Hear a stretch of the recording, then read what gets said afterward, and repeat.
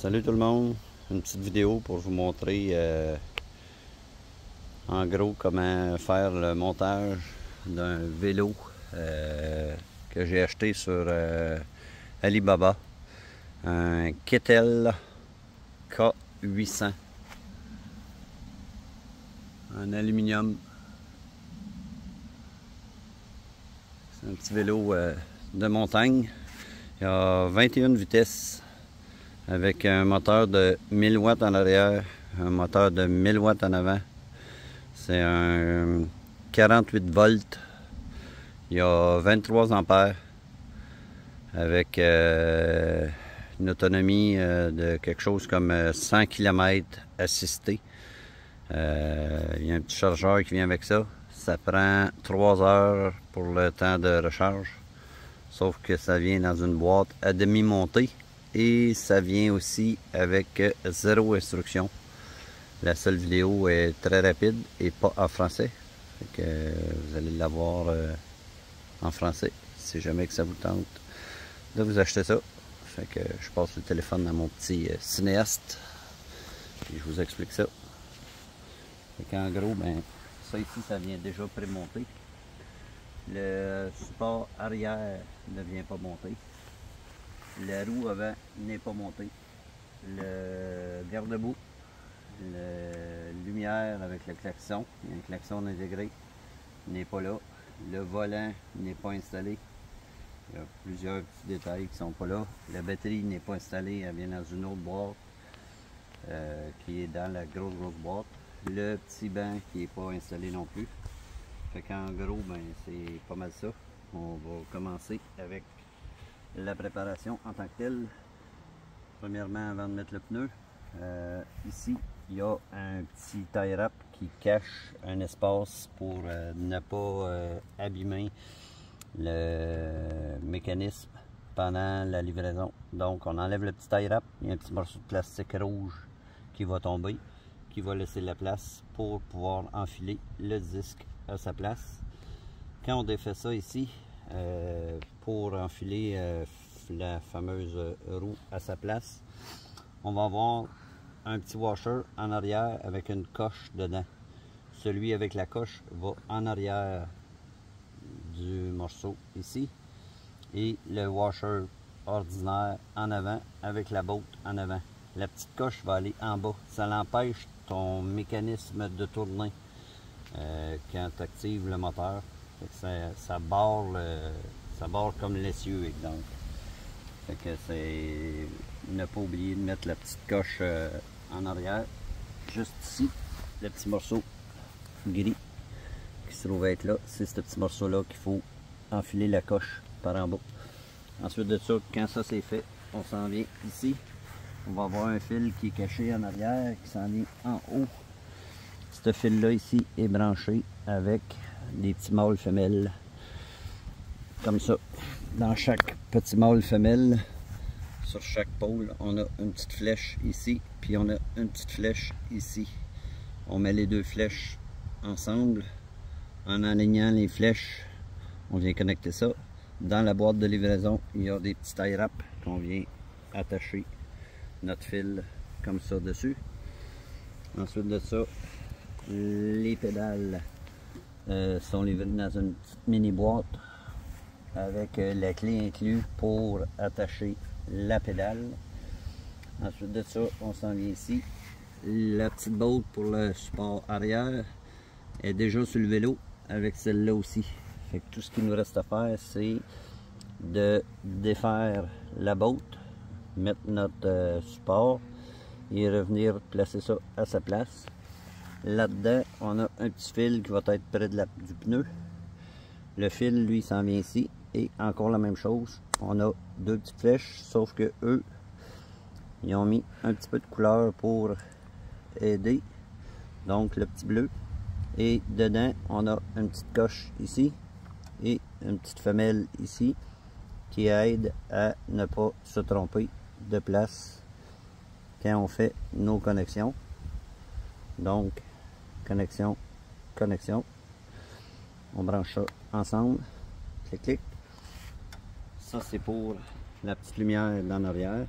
Notre banc On vient placer ça là. La batterie ici vient avec deux clés. Ici, on a le port de recharge qui est comme ça, qui vient avec un chargeur. Le bouton on-off qui est ici pour notre batterie. Quand on l'éteint, on va aller de l'autre côté pour vous montrer. On a une petite serrure.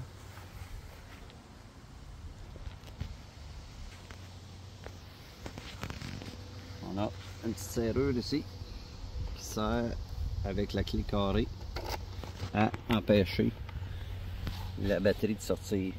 Quand on vient sortir la batterie éventuellement ou à la rentrée, la batterie vient glisser dans des coches.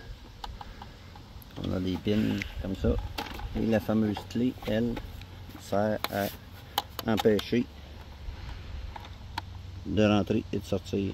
Donc quand on installe notre batterie, on la met juste au-dessus de son espace, on la pousse au fond et on vient barrer la pine pour empêcher de sortir.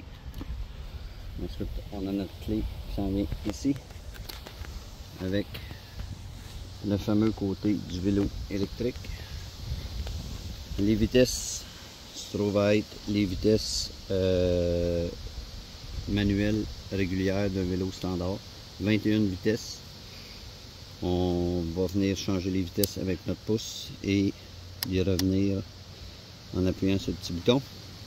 De l'autre côté, ça va être des vitesses standard pour l'autre gear. Ensuite de ça, c'est pas mal tout ce qui concerne le vélo standard. Après ça, on va avoir, quand on arrive sur le côté électrique, on a notre clé qu'on tourne ici. Le petit bouton rouge ici sert à activer le pneu avant quand on donne du gaz. Fait que sinon, la roue avant n'a pas de traction si ça c'est éteint. On active le petit bouton pour faire partir les moteurs de vélo électrique. On s'en vient ici sur le petit M du moteur. On va tenir 3 secondes. Après avoir allumé la batterie, le cadran s'allume. Une fois que le cadran est allumé, on va avoir ici le pass 1 qui est la vitesse du vélo. Avec les flèches ici, on va venir changer. Donc en pesant en haut, on va avoir 2, 3, 4 et 5. Et même chose sur l'autre côté pour baisser jusqu'à 0 et avoir un vélo régulier sans moteur. Ici, on va avoir un petit klaxon et on a un petit bouton lumière. Le klaxon et la lumière sont branchés ici, qui vient après le fameux garde-boue. Le garde-boue va venir se clipper devant la braquette ici et s'attache avec la lumière. La lumière est contrôlée avec le petit bouton et c'est la même chose, elle vient avec un petit connecteur comme ça, comme tantôt, avec le petit mâle femelle qu'on assemble. Quand on allume la lumière, qui est quand même passablement bonne, on a une lumière OLED en avant qui est quand même très bonne. Ensuite de ça, quand on s'en vient ici, là en ce moment j'ai 15 km de fait avec. La barre d'énergie dure, comme je disais tantôt, pratiquement 100 km en version assistée, qui est tu pédales, tu as plus de kilomètres à faire assisté. Tu pédales pas, tu as la moitié d'énergie, donc tu as environ 35 km juste le moteur.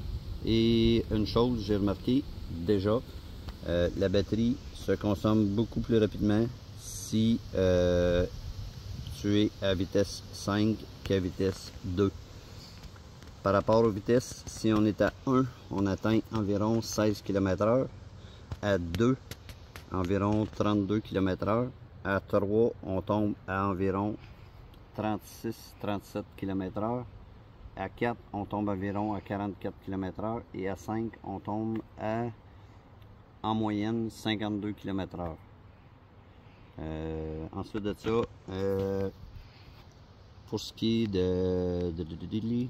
des vitesses, c'est ça. C'est plus on pédale, plus l'énergie est forte.